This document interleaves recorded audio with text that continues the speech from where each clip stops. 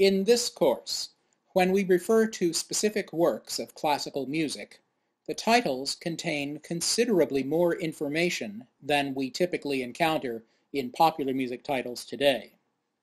The problem starts with the fact that in Beethoven's day, composers did not give their works distinctive titles like the ones we're accustomed to for books, plays, or films. Instead, they simply titled each piece by its genre: piano sonata, or string quartet, or symphony, and so on. By the way, note that I refer to works or pieces of music, not songs. In classical terminology, the word song is strictly reserved for a composition that incorporates the human voice. Most of the repertoire we'll study this semester is instrumental music, and therefore not songs. Here's one of the longer and more intricate titles from this semester's repertoire. Piano Sonata No. 14 in C-sharp minor, Opus 27, No. 2, Quasi una fantasia, Moonlight. 1. Adagio sostenuto. Wait, why do we need all that? I'm glad you asked. Sonata is a generic term for a solo instrumental composition, as opposed to a work for voice or a work for a group of instruments. For the sake of clarity, one must specify the instrument so that we know we're talking about one of Beethoven's piano sonatas as opposed to one of his violin sonatas or one of his cello sonatas, and so on. Composers typically wrote more than one sonata, and more than one string quartet, and more than one symphony. Otherwise, their careers would have been very brief indeed. So, any one composer's works in a single genre were distinguished serially. You would want to make clear that you're talking about Beethoven's 14th piano sonata, as opposed to his 1st or his 21st, and so on. References to a sonata typically would also include the key in which the composer wrote it.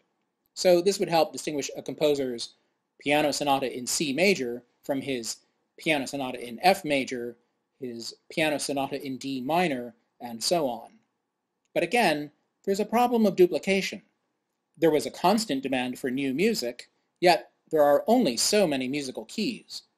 So each composer typically wrote several, in some cases, dozens of works that are in the same genre and in the same key.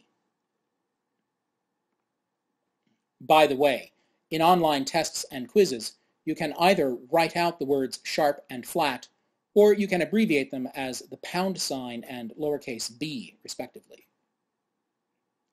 Now, you might be thinking, wait a minute.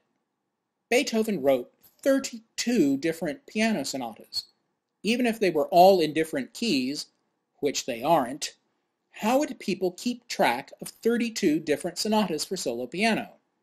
Isn't that an engraved invitation to confusion? Yes, it is. So, Beethoven introduced the idea of a unique identifier, the opus number. Opus is simply the Latin word for work. So now we can label each unique work with a unique work number. Problem solved, right? Not quite. The catch here is that opus refers to a published volume, which is not necessarily an individual work. That is, if a work were published as a single item without other pieces, then you could identify it simply by the opus number. But in many cases, a publisher would collect several works in the same genre to publish together as a single volume. So, in these cases, we also need a number which tells us which item from that collection you have in mind.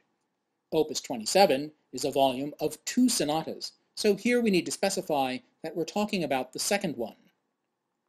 Incidentally, you always need to include the label opus, because there are other works by Beethoven that he didn't assign opus numbers. These are numbered in a separate series with the label WOO, which stands for the German Werke ohne Opuszahl, meaning works without opus number. You might find it helpful to think of WOO as standing for without opus. Yes, there are two separate series of numbers, opus 1 through opus 138, and WO01 through WO196. So here we need to specify that we're talking about opus 27, a pair of piano sonatas, rather than WO27, a set of duets for clarinet and bassoon. What about the rest of the title? Well, for some works, Beethoven would supply an explanatory subtitle. In the case of his opus 27, Beethoven labeled both sonatas as quasi una fantasia, which means in the manner of an improvisation.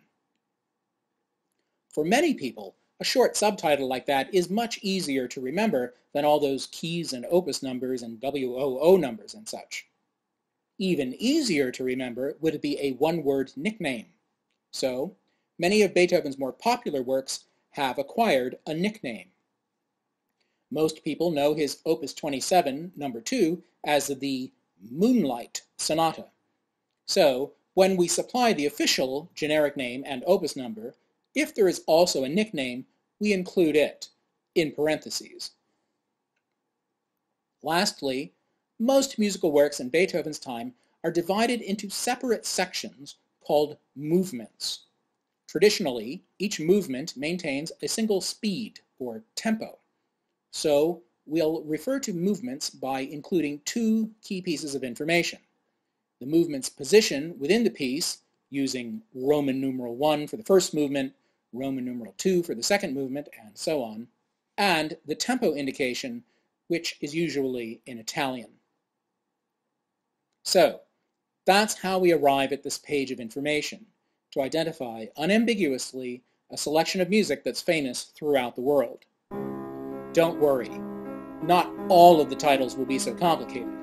I picked the Moonlight Sonata to illustrate the worst possible case. When in doubt, just follow the form of a title as it's listed in the course syllabus.